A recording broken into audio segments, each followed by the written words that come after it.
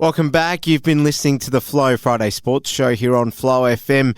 We are getting right into the thick of our netball coverage, and it's time to head into Giants Land and the 300-game legend from the Southern Mallee Giants.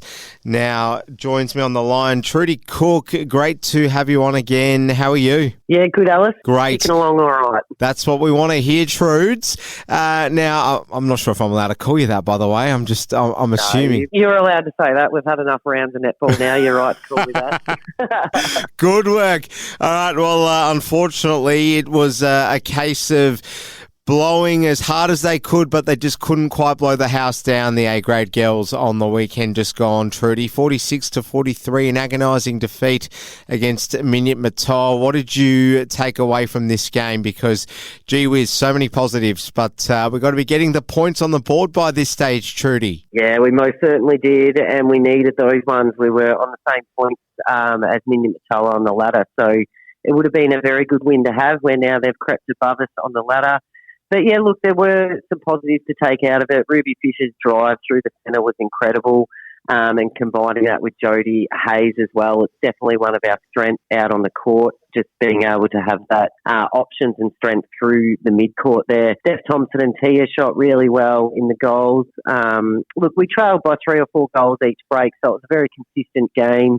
In that term, that's how we lost it in the end, was by 3. So, look, it was a good game. We take our positives out of it. It's just a pity we couldn't walk away with those 4 points. It was a crucial game. What was the mood like in the rooms and subsequently, Trudi? Were the girls sort of really, down about this, or was it a case more of not reflecting on the loss, but at least admiring the four-quarter effort? Yeah, look, there definitely drops the mood when they're not coming out with the wins like we would hope.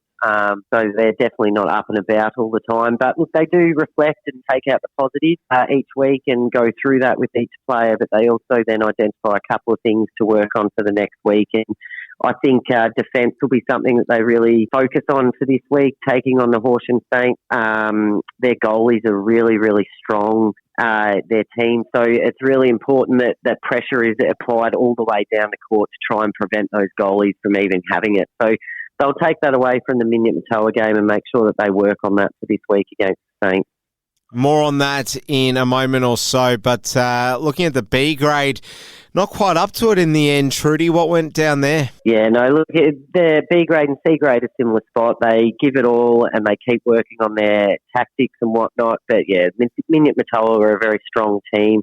We couldn't really fault how their goalies and that worked and how they delivered the ball down the court. But the girls kept putting their pressure on. It's just important that they continue to not make those mistakes, I suppose. And when we have that possession, making sure that we cherish that possession so we can capitalise on it. Better news with the younger girls in the junior grades, Trudi. So just bring us up to speed on some of those results. Yeah, look, the under-13s were probably our success story for the day. Last time we took on Wimmera Netball, we lost by 2 goals, and it was quite a low-scoring game of only 4-6, where this time we won the game 24-2. So it really shows the improvement of those girls.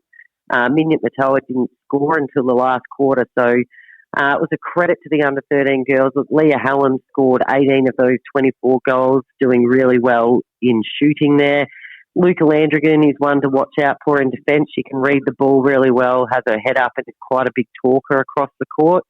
So those girls did a really good job, and I suppose when you can look at your juniors and see the improvement that they've made throughout the year, it's nice to know that they will be the ones filling our senior teams in the future. All right, well, let's just tee off on some of the other round 12 results. Warwick Eagles at home to Ararat. How did this game unfold? Yeah, look, Warwick 27-44 Ararat, which was as predicted. The gap was probably a bit bigger than what I would have hoped for Warwick's sake. But yeah, look, we know that Warwick is struggling this year, and Ararat used that chance, I suppose, to go out nice and strong and see what kind of margin they could make. Horsham D's, they hosted Dimboola. Give us the play-by-play here. How did this one end up? Yeah, look, I thought this one would have been a lot closer than what it was. Dimboola 35 went down to Horsham Demons on 69. So, look, Dimboola usually gives those 4 quarters. They need to probably work on that consistency a bit, especially when taking on players like the Demons. They're quite strong and don't say die, I suppose, for 4 quarters. They give it all. So it's probably something Dimboola can work on. Unfortunately, they couldn't close that margin in. Okay, and the game that you no doubt were most focused on was Horsham Saints hosting Stawell, because, of course, the team you're playing tomorrow is the Horsham Saints. So we would have predicted last week, no doubt, that the home side would have won. Were we right? Yeah, they most certainly did. 75-36 with Stawell. So, look, a very high-scoring game, and looking at the statistics from that game, their goalies, Georgia and Abby Hallam, they were incredible in the percentage that they shot at, and you can see that will be a challenge for us this week, is just making sure that we can try and limit the ball and the pressure, putting that pressure on, getting into them, I think is one thing you need to do with Saints, because they're quite accurate shooters and they can shoot from a long distance. It's not about working it in and out. As soon as they get it within that ring, they put it up. So it is a big tactic, I suppose, when you take on the Saints, is to make sure that pressure is on the ball, especially in the mid-court, to try and get them to make those mistakes before it even gets near the goal circle, because they're usually very dangerous once it enters that goal circle. Well, round 13, let's stick on this. So your opponents, how do the girls go into this game? I mean, they would have been pretty sort of not comfortable, I guess. That's probably not the right word, but they would have been motivated knowing that they matched their opposition last time out for 4 quarters. So now you're looking at a slightly more uphill task. How do they approach this game, Trudy? Yeah, I think, look, all games are going to be really challenging for Giants on the weekend. Horsham Saints are sitting quite high on the ladder in all grades. They have a bit of a home ground advantage with their stadium. They're the only team in the league with an indoor stadium, and the rings are a bit bouncier. It can be a lot noisier in there, so it's harder to hear those teammates and the direction on the court. So the girls will definitely have the coaches will have a big talk with the players about making sure they settle early and slow down and really think and listen to their teammates.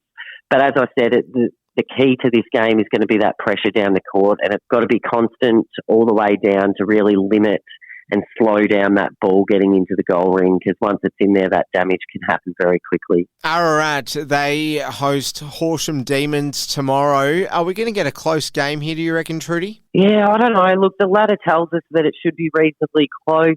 But in saying that, Ararat haven't got that consistency that they've needed throughout the year. They can go quite well like they did last week against the Warwick, but then they could get blown out of the water with the Demons. We had a successful game against them as well. So they've really got to be able to show more consistency there if they're going to want to front up to those teams like Demons. So, look, I think the Demons will come out on top quite strong there. Dimboola won't be able to stall their opposition tomorrow, Trudy, and I'm not a dad, but I'm making a dad joke. Yeah, so true. Look, that'll be a really good game. Stawell are sitting one game clear of them on the ladder, but both teams need to think about finals now, and that's going to be the game and the team that they'll probably take on in the finals and the ones that they need to beat to go further. So they really need to think about their games and how they're going to do it.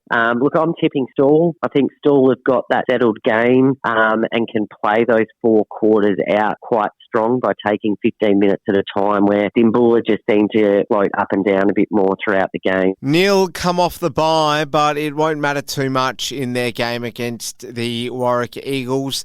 How do the Eagles come up and try and get some sort of positive result here, Trudy, in your view? Yeah, look, I think Warwick really need to play quite a strong defensive game against Neil. Neil have a couple of tall players, an accurate goalie. So similar to us, I was saying with the Saints, that pressure on the ball needs to be all the way down the court. But yeah, maintaining their focus, I think, is the crucial thing, because with their couple of tall players that they have, they can score quite quickly. and get ahead of you without you realising. So it's just about concentration and maintaining that pressure throughout the 4 quarters. The Boroughs, Minyip Matoa, your opposition from last weekend, have the bye. They'll sit out this weekend. Trudi Cook, thanks so much for your contributions once more this week. Really appreciate getting to chat all things Southern Mallee Giants netball with you, and we'll do it again next week. Enjoy the netball tomorrow. Will do. Good on you, Alice.